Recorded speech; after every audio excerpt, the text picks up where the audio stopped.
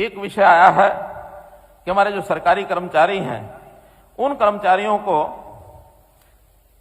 पदोन्नति में आरक्षण, सुप्रीम कोर्ट ने बहुत पहले एक निर्णय किया था और मैंने उसकी घोषणा पहले कर भी दी थी कि सुप्रीम कोर्ट के निर्णय के अनुसार हम भी अपने प्रदेश में आरक्षण में पदोन्नति देंगे।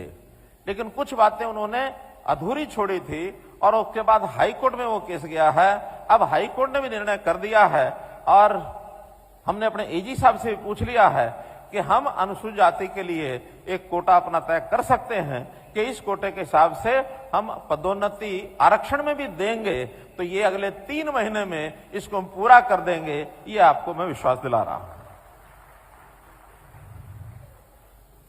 गुरु रविदास जी के नाम से एक घोषणा पिपली के पास कहीं एक विशाल स्मारक बनाया जाए, वो घोषणा लागू करने के लिए हमने जमीन वहां से लेने की कोशिश की थी।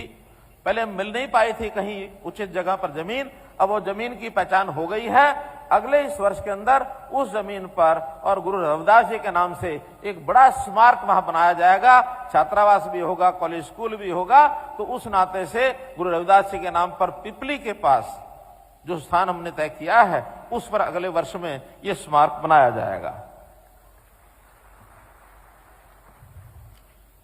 एससी वर्ग के युवाओं को स्वरोजगार और उद्यमिता को प्रोत्साहन देने के लिए उनको वित्तीय सहायता, बैंकों से तो प्रावधान है ही है, हम सरकार में भी एक वेंचर कैपिटल फंड, उस फंड में से भी उनको एडवांस किया जा सकता है, ऋण दिया जा सकता है। एक अलग से फंड बनाया जाएगा जिसमें केवल अनुसूचित जाति के लोगों को ही, नौजवानों को उसमें ऋण मिलेगा।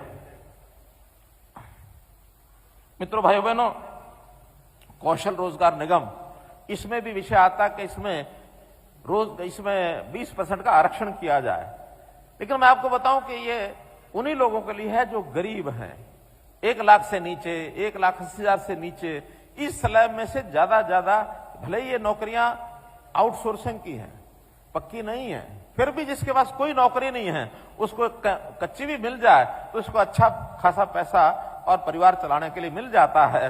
अभी तक जो भर्तियां हुई हैं इसका हमने हिसाब लगाया है, न केवल 20% बल्कि अनुसूचित जाति को जो मिल रही हैं उसमें 41% नौकरियां और एचकेआर में अनुसूचित जाति को मिल रही हैं, 20 की बजाय 41 मिल रही है।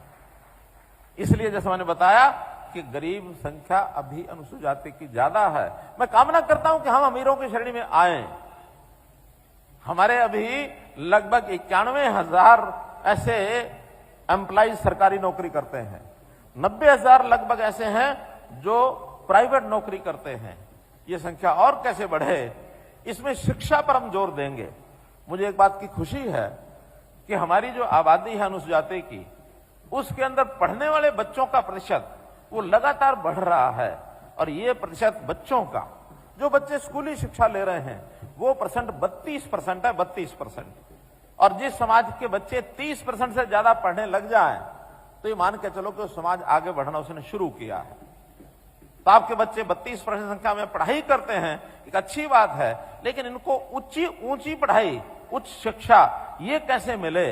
और इसमें भी जो प्रतियोगी परीक्षाएं हैं, स्टेट की हैं, सेंटर की हैं, इसकी कोचिंग अनुसूचित जाति के लिए ये कोचिंग मुफ्त कराई जाएगी, कोई पैसा इससे नहीं लिया जाएगा, ताकि आपके बच्चे नौकरियों में कैसे आगे बढ़ सके।